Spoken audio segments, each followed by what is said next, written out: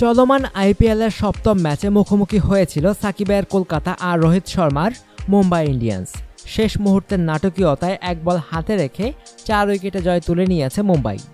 এই ম্যাচে ছিলেন না সাকিব। প্রথম ম্যাচের আগে দলের সঙ্গে যোগ দিতে না পারায় একাদশে রাখা হয়নি তাকে। বাংলাদেশি ক্রিকেট প্রেমীরা আশা করেছিলেন নিজের দ্বিতীয় ম্যাচেই কলকাতা সাকিবকে মাঠে নামাবে, তবে কম্বিনেশনের কারণে এই ম্যাচেও মাঠে নামা হয়নি বিশ্বের সেরা অলরাউন্ডারের। মুম্বাইয়ের ওয়াংখেড়ে স্টেডিয়ামে সাকিববিহীন কলকাতা আগে ব্যাট করে নির্ধারিত 20 ওভারে 178 রান তোলে। জবাবে 19.5 ওভারে 180 রান তোলে 6 উইকেট হারানো মুম্বাই। কলকাতার দলপতি গৌতম গম্ভীর 13 বলে 19 রান করে বিদায় নেন। আরেক ওপেনার ক্রিস লিন 24 বলে 3টি 4 ও একটি ছক্কায় করেন 32 রান। 3 নম্বরে নামা রবিন উথাপা 4 করে সাজঘরে ফেরেন।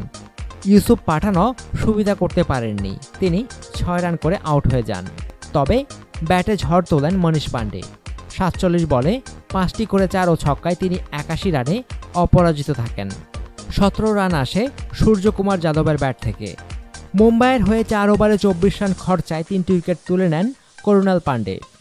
2টি উইকেট দখল করেন লাসিথ মালিঙ্গা। 1টি করে উইকেট পান ম্যাকলেগান ও জসপ্রীত বুমরা। হরভজন সিং কোনো উইকেট পাননি।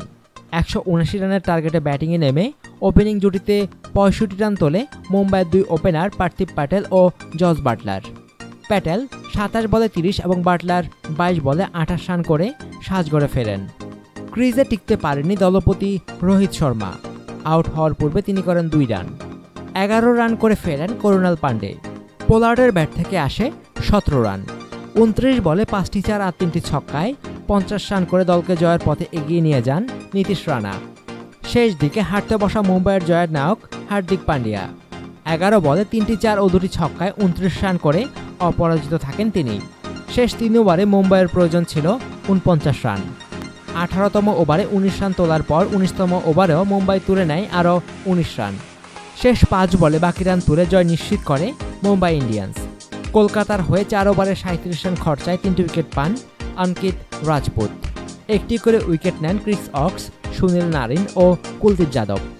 অনুগ্রহপূর্বক সংবাদটি শেয়ার করুন এবং খেলাধুলার সর্বশেষ খবর জানতে স্পোর্টস লাইট সাবস্ক্রাইব করে রাখুন। ধন্যবাদ।